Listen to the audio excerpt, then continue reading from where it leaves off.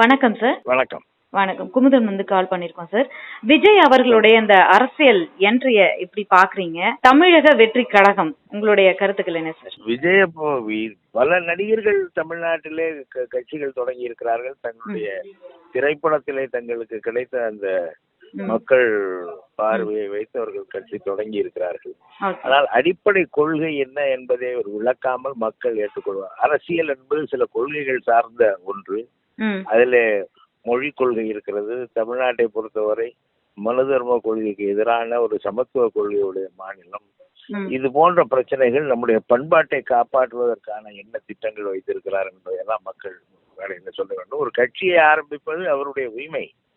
இருந்தாலும் தேர்தல் களத்துக்கு என்று வரும்பொழுது அல்லது நேரடியாக மக்களை சந்திக்க வரும்பொழுது மக்களுக்கு என்ன செய்ய போகிறோம், அவர்களுடைய வாழ்க்கையை எப்படி பாதுகாக்க போகிறோம் என்பதெல்லாம் சொல்ல வேண்டிய நிலை இருக்கிறது. அதுக்கு என்ன கொள்கை, அவருடைய பொருளாதார கொள்கை என்ன, அவருடைய சமூக கொள்கை என்ன, அவருடைய மொழியை காப்பாற்றுவதற்கான அவருடைய திட்டம் என்ன என்பதெல்லாம் கட்சி பெயரை அறிவிச்சிருக்காங்க.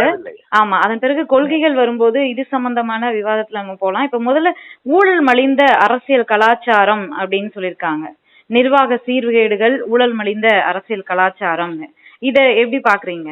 இது ஒரு பொதுவா சொல்றது, எல்லாரும் சொல்றது ஊழல் ஊழல் அவ்வளவுதான். பாஜகவே இப்ப அதைத்தான் சொல்லிட்டு இருக்கிறாங்க. எல்லா கட்சியும் ஊழல், எங்கள் கட்சியை தவிர எந்த கட்சியும் ஊழல், எல்லா கட்சியும் ஊழல் கட்சி என்று சொல்கிறார்கள். சிஏஜி அறிக்கையில 7,4 லட்சம் கோடி ரூபாய் ஊழல் என்று அவர்கள் சொன்ன பிறகு கூட, இழப்பு என்று சொன்ன பிறகு கூட மற்றவர்களை ஊழல்வாதியாக சித்தரிக்கிறார்கள்.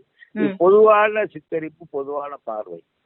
இதற்கு ஒரு அரசியல் கட்சி தேவையில்லை. ஊழலை ஒழிப்பதற்கு அரசு நிறுவனங்கள் வேண்டும், நீதிமன்றங்கள் வேண்டும் என்றவரை அரசியல் கட்சி தேவை. Okay sir.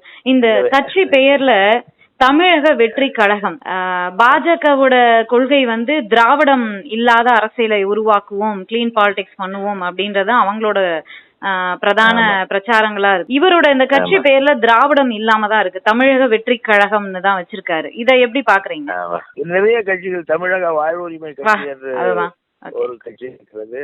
அந்த காலத்திலேயே தமிழரசு கழகம் இருந்தது. ஆதித்தனார் நாம் தமிழர் கட்சி என்று ஒரு கட்சி ஆரம்பிச்சார். தமிழ் தேசிய கட்சி என்று ஈவேகி சம்பத் ஆரம்பிச்சார். தமிழ் மொழியை வைத்து அல்லது தமிழ் மக்களை மட்டும் வைத்து பல கட்சிகள், இப்பொழுது கூட ஒரு நாம் தமிழர் கட்சி இயங்கி வருகிறது.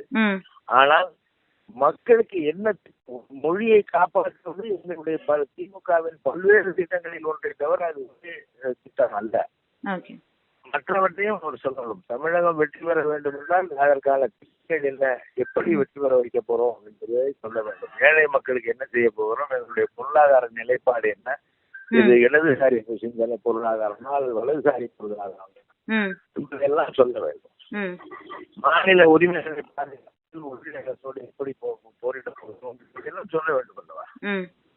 ஏனென்றால் அவர்களுடைய கட்சி அகில இந்திய கட்சியாக இருக்க போவதில்லை, தமிழ்நாட்டு கட்சியாக இருக்க போகுது. அப்ப தமிழ்நாட்டின் உரிமைகளை, மாநில உரிமைகளை எப்படி காப்பாற்ற போகிறோம் என்பதற்கான வழிமுறைகளை எல்லாம் அவர் சொல்ல வேண்டும். சரி, இப்போ நடிகர் எம்ஜிஆர் ஜெயலலிதா அவர்களுக்கு பிறகு நடிப்பிலிருந்து அரசியலுக்கு வந்த நடிகர்கள் மிகுந்த அவங்க அளவுக்கு மிக பெரும் அளவுல சக்சஸ் ஆகல. இவர் கட்சி பெயரை அறிவிச்சதும் இவருடைய ரசிகர்களின் கொண்டாட்டம் இதெல்லாம் பார்க்கும்போது உங்களுக்கு என்ன தோணுது?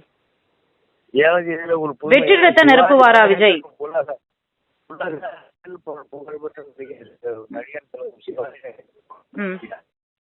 தளபதி விஜய் அதை எப்படி பாக்குறீங்க சார்? இப்போ தளபதினா திமுகல உங்களுக்கு தெரியும். இப்ப அடுத்ததாக இந்த தமிழக வெற்றி கழகத்தோட பொதுச் செயலாளராக இருக்கக்கூடிய புசி ஆனந்த் அவர்கள் கடந்த முறை அந்த நிகழ்ச்சிகள் எல்லாம் பார்க்கும்போது விஜய்னு கூப்பிடக்கூடாது, தளபதினு கூப்பிடணும்னு சொன்னதை பார்த்திருப்பீங்க நீங்க செய்திகள்ல. இதை நீங்க எப்படி பாக்குறீங்க? அது அவருடைய விருப்பம். சொன்னால் எல்லோரும் ஸ்டாலின் ஆகி விட மாட்டார்கள். சரி, ஓகே சார். நன்றி சார், நன்றி உங்க கருத்துக்களை பகிர்ந்தமைக்கு. நன்றி சார்.